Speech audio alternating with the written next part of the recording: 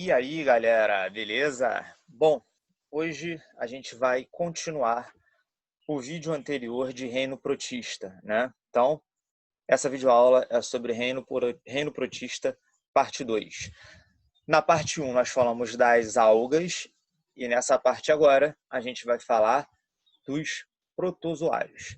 Então, galera, se você não assistiu a parte 1, assista, né? Porque a introdução da parte 1 também é legal, interessante para você entender essa segunda parte aqui. Beleza, galera? Então vamos lá. Eu vou compartilhar o meu slide aqui com vocês, tá? Para a gente começar a discutir o assunto. Então vamos que vamos, né? Aí, ó, tá aí já aparecendo para vocês. Protozoários. Vamos lá, galerinha. Primeiro uma introdução de protozoários aqui. Bem tranquilo, ó. O termo protozoários refere-se aos seres unicelulares heterotróficos, tá? E eucariontes, tranquilo? Que estão distribuídos em vários filos, tranquilo? Tá? Então, o termo protozoário é um termo para se referir a esses seres vivos. Ok. Características dos protozoários, galerinha. Quais são os principais protozoários aí? Como são, né, os principais protozoários? Galera, olha só. A maioria dos protozoários vive em água doce ou água salgada e em terra úmida, tranquilo? Então a maioria está nesse meio aí, nesses meios aí. Como eu falei para vocês no começo, todos os protozoários são heterotróficos, então eles se alimentam, eles ingerem matéria orgânica do meio, tá? Pode ser matéria orgânica que está em suspensão no meio, tá? Na água, por exemplo. Lembra que tem muito protozoário de água doce e de água salgada. Ou também, galera, ó, de cadáver em decomposição. Um protozoário pode se alimentar de outro protozoário, né? Olha que doideira, cadeia alimentar já em nível microscópico. Sim, isso acontece, tá? Existem protozoários que se alimentam de bactérias, né? Então, os protozoários são seres vivos heterotróficos que se alimentam, né, unicelulares, que se alimentam de uma diversidade de substâncias, tá? E até de outros seres vivos. O mais importante, que não vai ser nessa videoaula eu vou chegar a citar algumas, mas tem uma videoaula aí só falando de doenças, que é a parte 3, tranquilo? E olha só, galerinha, muitos protozoários causam doenças nos vertebrados, né, e na nossa espécie, inclusive. Nós somos vertebrados, mas além de vários vertebrados, a nossa espécie ela é atingida por muitas doenças causadas por protozoários. Beleza? É o que mais cai no vestibular, na verdade, de reino protista, são as doenças causadas por protozoários. Tranquilo? Na aula de hoje a gente vai falar de doenças causadas por protozoários? Não. Tem uma videoaula só para isso. Tranquilo? Então vamos lá, galerinha. Continuando. Muitos protozoários, a gente vai ver no final da aula de hoje, tá? Apresentam relações de mutualismo com outros seres vivos, tranquilo? Eu vou mostrar para vocês que no final da aula de hoje, o cupim, aquele animalzinho aí que se alimenta de celulose, ele só consegue se alimentar de celulose porque no intestino dele existem protozoários que vão digerir a celulose para ele, tá? Então, uma relação mutualística. Esse protozoário só vive no intestino do cupim, ele não consegue viver em outro local, e o cupim só consegue ter uma nutrição eficiente se tiver esses protozoários, porque o cupim se alimenta de celulose. Se ele não consegue digerir a celulose, ferrou para ele, né? Então, um depende do outro para sobreviver. É uma relação de mutualismo. Tranquilo? O que eu vou falar agora para vocês? Das características celulares, né, de uma forma bem geral dos protozoários. Tá? Então vamos lá, ó, galera. Eu vou mostrar imagens depois para vocês verem tudo isso daí. Ó. Alguns protozoários apresentam uma estrutura lá na membrana plasmática chamada de citóstoma. Tá? Já vou mostrar a imagem para vocês. Que é uma estrutura da membrana plasmática responsável, né, especializada na fagocitose. Lembra que quando a gente falou de organelas celulares, a gente falou de fagocitose. A fagocitose é um mecanismo onde uma célula, nesse caso o protozoário, né, que é unicelular, vai pegar uma matéria orgânica do meio ambiente e vai digerir essa matéria orgânica lá, por exemplo, pelos lisossomos. Tranquilo? Alguns protozoários podem apresentar vacúolo digestório, que é o local onde vai acontecer a digestão do que foi englobado pelo citóstoma, né, através do citóstoma. E aí vai rolar a digestão no vacúolo digestório. E o que não for o protozoário não utilizar essa digestão, né, o nutriente resultante dessa digestão, que ele não for utilizar, vai ser eliminado por uma estrutura chamada de citoprócto. Tranquilo? É legal a gente saber disso. Tranquilo? Muitos protozoários de água doce, galera, a gente já viu isso em várias videoaulas, falamos isso até na aula de algas, tá? Muitos protozoários apresentam uma organela chamada de vacúolo contrátil. Geralmente são os protozoários de água doce. Por quê? Porque eles são hipertônicos em relação ao meio. Então a água doce ela é menos concentrada, ela é hipotônica do que o interior da célula do protozoário. Nesse processo, o protozoário ganha água por osmose. Para ele não arrebentar a célula dele, né? Por ganho excessiva de água por osmose, ele tem uma organela chamada de vacúolo contrátil ou vacúolo pulsátil, que fica se contraindo para expulsar o excesso de água que ele está ganhando por osmose. Beleza? Muito comum em protozoário de água doce. Tá? Aí, ó, olha a imagenzinha com tudo que eu falei para vocês aí. Ó. Aqui está o citóstoma, ó, é uma regiãozinha lá da membrana, especializada na fagocitose, né, para englobar matéria orgânica do meio, tranquilo? Aqui está o vacúolo digestório, onde vai acontecer a digestão do que foi englobado. Aqui, tá vendo? É o nome antigo, citopígio, é o citoprócto que a gente estava falando. É a estrutura que está eliminando o que não foi utilizado da digestão. Tranquilo? E aqui está o vacúolo contrátil, aquela organela que mantém, né, a célula do protozoário, né, sem excessiva quantidade de água, né, senão ela poderia arrebentar. Tranquilo, galera? Show? Então, falamos um pouquinho das características nutricionais dos protozoários, das características celulares dos protozoários, e agora a gente vai entrar nos filos de protozoários. Professor, cai muito o filo de protozoário no vestibular? Não, não cai. Como eu falei para vocês, o que mais é cobrado no vestibular de reino protista, inclusive de protozoários, né, são as doenças, tá? Que já tem, como eu disse para vocês, a videoaula aí de doenças. Antes de falar dos filos, isso é muito importante. Olha só, galerinha. Existem várias formas, várias estruturas que vão promover a locomoção dos protozoários, tá? Como vocês estão vendo aí, os protozoários podem se locomover por cílios, por flagelos, por pseudópodes, tá? Essas são as principais estruturas de locomoção dos protozoários. E, geralmente, galera, os protozoários eles são divididos, né, nos filos que a gente vai ver agora, muitas vezes de acordo com a forma de locomoção dele, tá? Seja por cílio, por flagelo, por pseudópodes, a gente vai começar a ver isso. Tá? Então, isso é legal. Isso eu acho uma coisa importantíssima para a gente no vestibular. Os protozoários apresentam várias estruturas que auxiliam na locomoção deles. Alguns cílios, outros flagelos, outros pseudópodes. E isso é muito importante até para a classificação dos protozoários em determinados filos. Beleza? Show de bola. Então, vamos lá começar a falar dos filos, então. O primeiro filo de protozoários, galera, que a gente vai ver, é um filo bastante famoso, tá? É um filo chamado de Rhizópoda, tranquilo? Ou Sarcodina. Popularmente a gente chama de Rhizópodes, mas cientificamente Rhizópoda ou Sarcodina.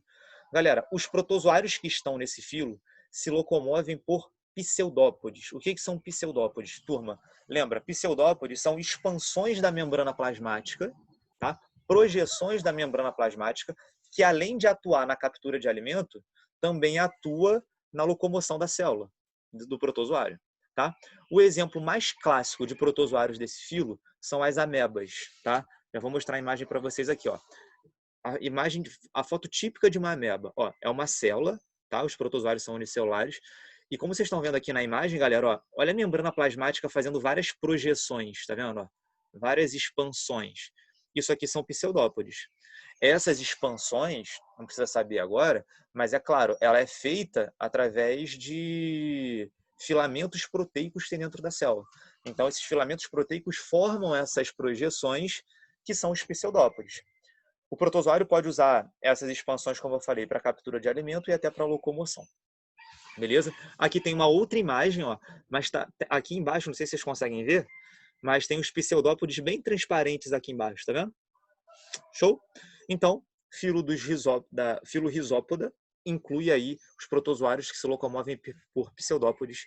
O mais famoso de todos é a ameba. Tranquilo? Olha que interessante isso daí, galera. Curiosidade, tá? Eu nunca vi sendo cobrado no vestibular.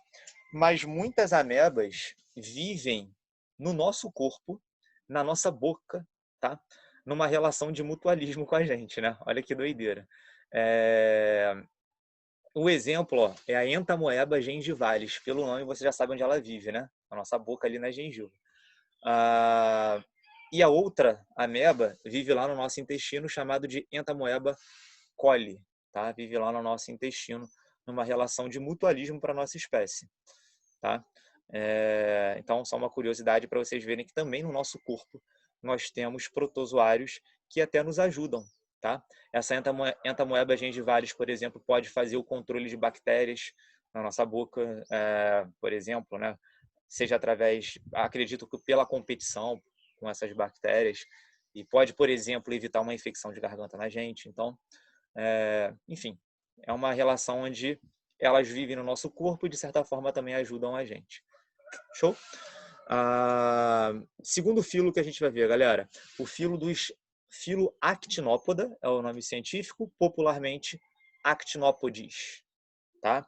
Galera, esse filo de protozoários vai incluir os protozoários que se locomovem por pseudópodes filamentosos. O que são pseudópodes filamentosos? Vocês vão ver aí na imagem que parece um fiozinho de cabelo assim, uma coisa bem, não é aquele pseudópode grosso que a gente viu ali no primeiro. É como se fosse uma coisa bem mais fininha, parece um fiozinho assim, tá? A gente vai ver na imagem. Esse filo actinópoda é dividido em dois grupos, tá? Os radiolários, tá? Como vocês estão vendo aqui, ó, radiolários, que são marinhos, são protozoários marinhos, tá? Compõem lá o que a gente chama de zooplâncton. E a característica principal dos radiolários, eles apresentam uma cápsula interna toda perfurada, tá? Vocês vão ver aí, e essa cápsula é feita de quitina. Tranquilo? É essa imagem aqui, ó, que vocês estão vendo, ó. Tá vendo? É uma cápsula interna toda perfurada. Tem uma galera que tem problema com isso, né? Com essa imagem de coisas perfuradas. Passa mal e o caramba, né? Então, se você é um desses, fecha os olhos aí. Tá? Mas são essas perfurações aqui, ó. É por aí que vai sair os pseudópodes, tá? Show. Vou passar rápido aí porque tem gente que não aguenta ver isso, né? Show. Para quem não conseguiu ver, pode abrir o olho aí que já tá em outra coisa. O nome disso é tripofobia, né? A pessoa que tem nervoso de ver coisas perfuradas. Pois é. Já tive aluno que, mano, passou mal quando eu vi isso, quando eu mostrei isso aí no quadro. Mas enfim. O outro grupo, galerinha, são os heliozoários, tá? Que é essa galerinha aqui. Tranquilo? Olha só. A maioria vive em água doce, né? Apresenta essa forma esférica, daí o nome heliozoário, né? Parece um solzinho. E olha que interessante, galera. Como eu falei para vocês, os pseudópodes filamentosos são esses negocinhos aqui, ó. Parece um fiozinho, tá vendo? Isso são pseudópodes filamentosos. E aí você vê que ele realmente parece um solzinho, né? Ó, eles são esféricos aqui, geralmente. Esses pseudópodes aqui filamentosos faz ele lembrar um solzinho. Daí o nome heliozoários. Beleza? Terceiro filo que a gente vai ver de protozoários são os foraminíferos. Talvez seja aí os mais conhecidos popularmente, tá? Sem ser os que causam doenças, os foraminíferos talvez sejam aí depois dos que causam doenças popularmente mais conhecidos. Galera, os foraminíferos, vou mostrar a imagem para vocês, eles apresentam uma carapaça externa formada de carbonato de cálcio, CaCO3, né? Calcário. Também pode ser de quitina ou calcário e sílica, tanto faz, tá?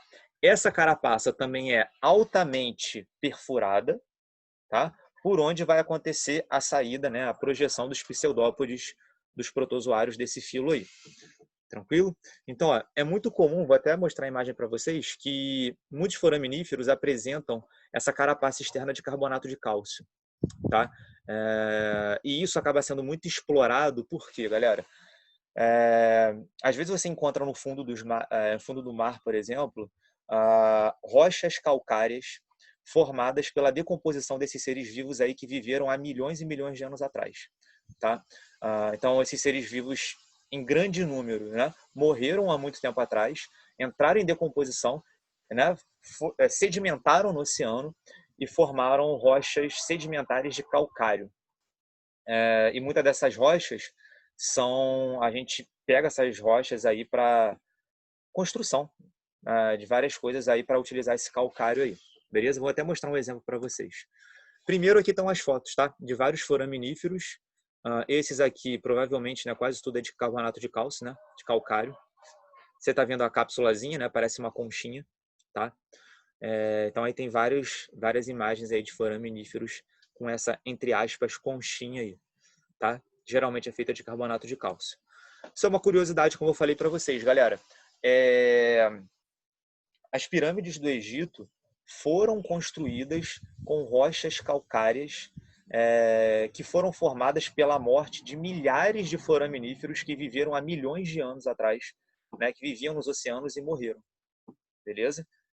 Então, o principal material aí das rochas, das pirâmides do Egito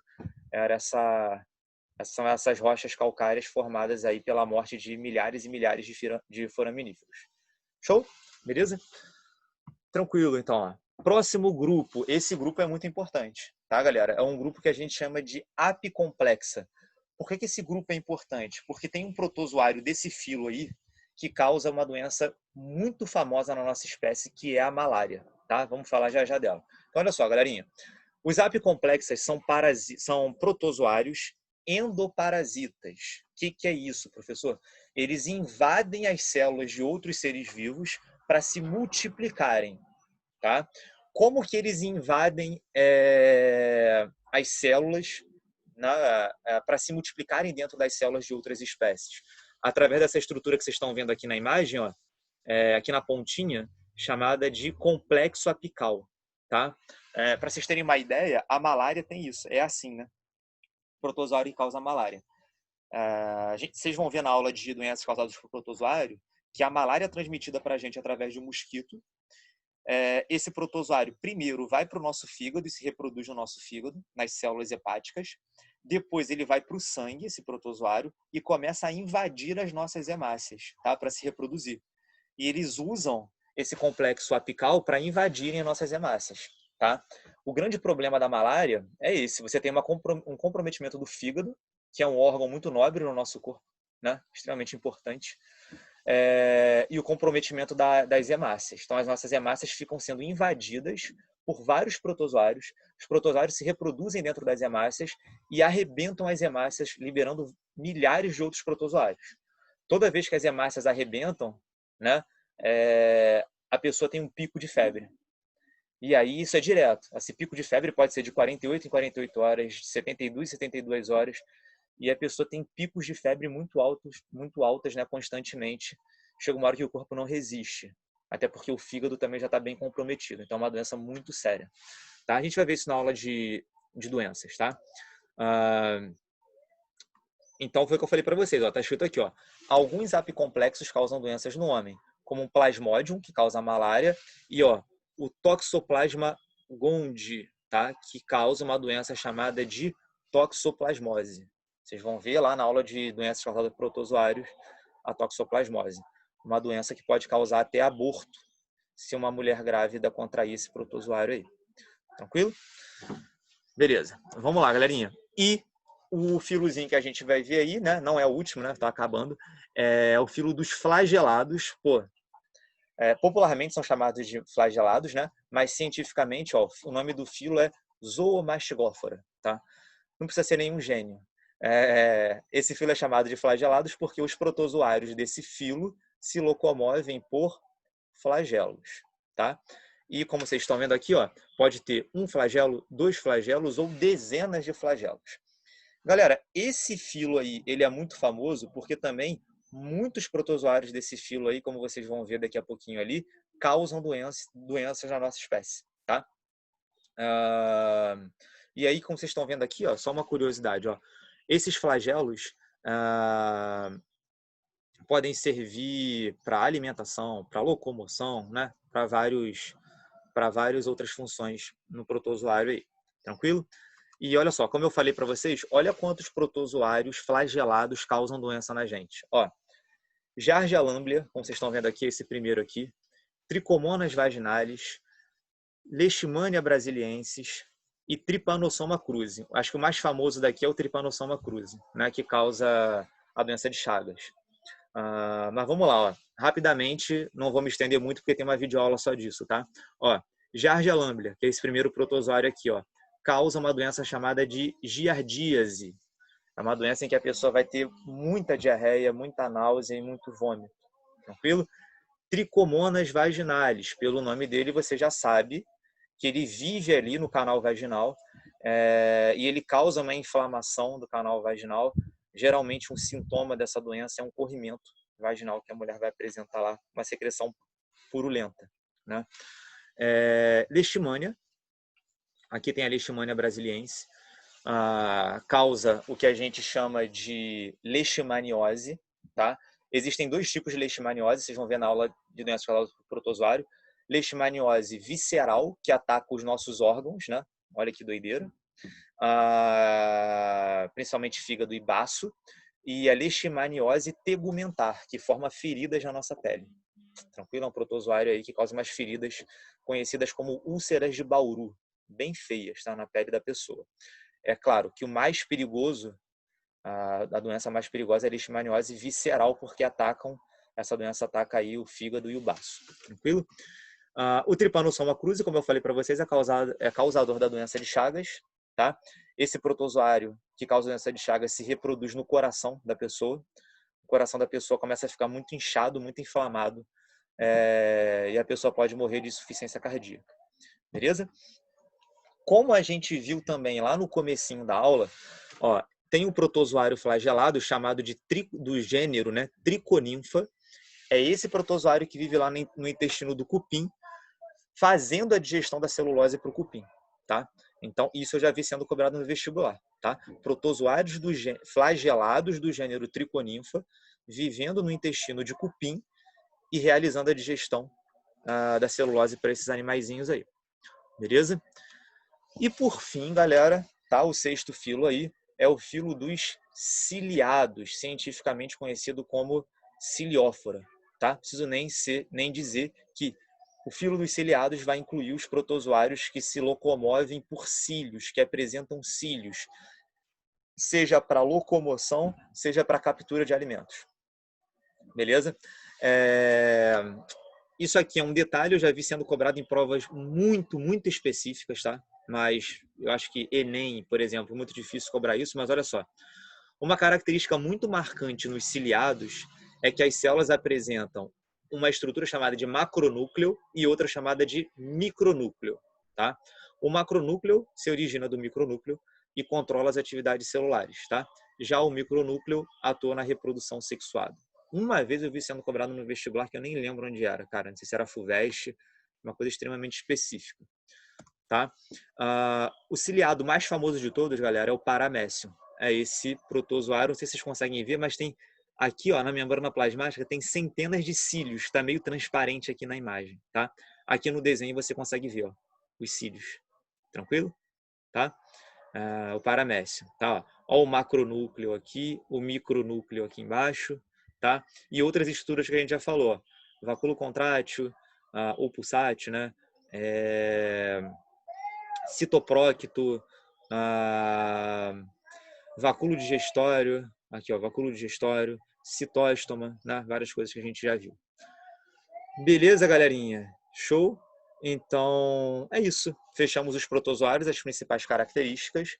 Assistam depois a aula de doenças causadas por protozoários. Essa sim, cara, cai pra caramba no vestibular. Então, turma, vou parar de compartilhar meu slide aqui com vocês. Essa aula foi mais curta aí, né, do que a aula de algas. Nossa, tá batendo até um sol já aqui. E é isso aí, galera. Vocês não estão me vendo muito bem aí, acho que é para dar claridade. Vou chegar um pouquinho aqui pro lado. Então é isso aí, galerinha. Um beijo, tá? Até a nossa próxima aula e um abraço. É tudo nosso. Valeu, galera.